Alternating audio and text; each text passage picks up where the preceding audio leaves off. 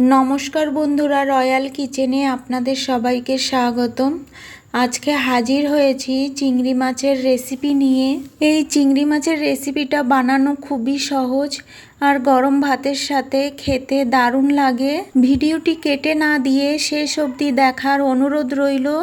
তো বন্ধুরা, এবার রেসিপিটা দেখে নেওয়া যাক। এখানে মিডিয়াম সাইজের 300 গ্রাম ওজনের চিংড়ি মাছ ভালো করে পরিষ্কার করে ধুয়ে নুন হলুদ মাখিয়ে 10 মিনিট মতো রেখে দিয়েছিলাম। এবার গ্যাসে কড়াই বসিয়ে গরম করে নিয়ে এর মধ্যে দিয়ে দেব সর্ষের তেল।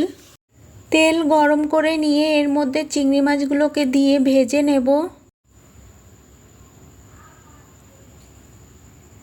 চিংড়ি মাছগুলোকে খুব বেশি সময় ধরে ভাজবো না, তাহলে শক্ত হয়ে যাবে।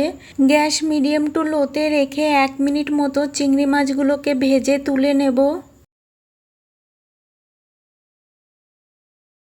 এবার এই তেলের মধ্যে দেব 1 টুকরো দারচিনি, দেব 6টা লবঙ্গ আর দেব 2টো এলাচ মুখ ফাটিয়ে নিয়েছি। এবার লো গ্যাসে ফোড়নটাকে একটু ভেজে নেব। 30 সেকেন্ড মতো ফোড়নটাকে ভেজে নিয়েছি। এবার এর মধ্যে দেব বড় সাইজের একটি পেঁয়াজ কুচি। এবার পেঁয়াজ কুচিটা দিয়ে একটু ভেজে নেব। 1 মিনিট মতো ভেজে নেওয়াতে পেঁয়াজ অনেকটাই নরম হয়ে গেছে। এবার এর মধ্যে দেব 1 চামচ আদা রসুন বাটা, দেব কাঁচা পাকা 4টে কাঁচা লঙ্কা বাটা। এবার মশলাটাকে একটু কষিয়ে নেব, এতে করে কাঁচা লঙ্কা আদা রসুনের কাঁচা গন্ধটা চলে যাবে। 1 মিনিট কষিয়ে নেওয়ার পর দেব 1/2 চামচ ধনে গুঁড়ো, 1/2 চামচ জিরে গুঁড়ো আর দেব 1/2 চামচ নুন। এই রান্নাতে আমি হলুদের ব্যবহার করব না। এবার এর মধ্যে সামান্য একটু জল দিয়ে মশলাটা কষিয়ে নেব, এতে করে মশলাটা কড়াইতে পুড়ে লেগে যাবে না। 4 মিনিট মতো মশলাটা কষিয়ে নিয়েছি, মশলা থেকে তেল ছেড়ে দিয়েছে। এবার এর মধ্যে দেব 10টা মতো কাঠবাদাম বাটা। আপনারা চাইলে কাঠবাদামের জায়গায় কাজু বাদামও ব্যবহার করতে পারেন। এবার এই কাঠবাদামের বাটি ধুয়ে সামান্য একটু জল দিয়ে দেব। কাঠবাদাম বাটা দিয়ে আবারও 2 মিনিট মতো মশলাটা কষিয়ে নেব, এতে করে বাদামের যে একটা কাঁচা গন্ধ আছে সেটা চলে যাবে।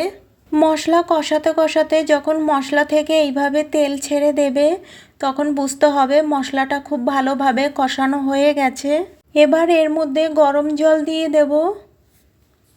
জলটা দিয়ে ভালো করে নাড়িয়ে মশলার সঙ্গে মিশিয়ে নেব। এবার গ্যাস বাড়িয়ে দিয়ে ঝোলটা 2-3 মিনিট মতো ফুটিয়ে নেব। 3 মিনিট ঝোলটা ফুটিয়ে নেওয়ার পর ভেজে রাখা চিংড়ি মাছগুলোকে ঝোলের মধ্যে দিয়ে ভালো করে নাড়িয়ে মিশিয়ে নেব। এবার এর মধ্যে দেব 4টে চেরা কাঁচা লঙ্কা।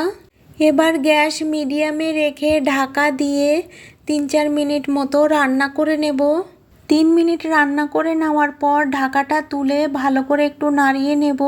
এবার গ্যাস মিডিয়াম টু লোতে করে আবারও ঢাকা দিয়ে 2-3 মিনিট মতো রান্না করে নেব।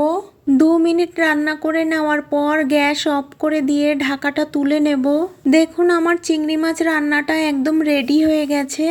এবার গরম গরম পরিবেশন করে নেব। এইভাবে চিংড়ি মাছ বাড়িতে বানিয়ে খেয়ে কেমন লাগলো কমেন্ট বক্সে জানাতে একেবারেই ভুলবেন না।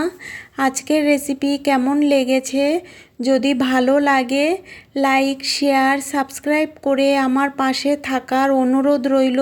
সবাই ভালো থাকবেন, সুস্থ থাকবেন। ধন্যবাদ।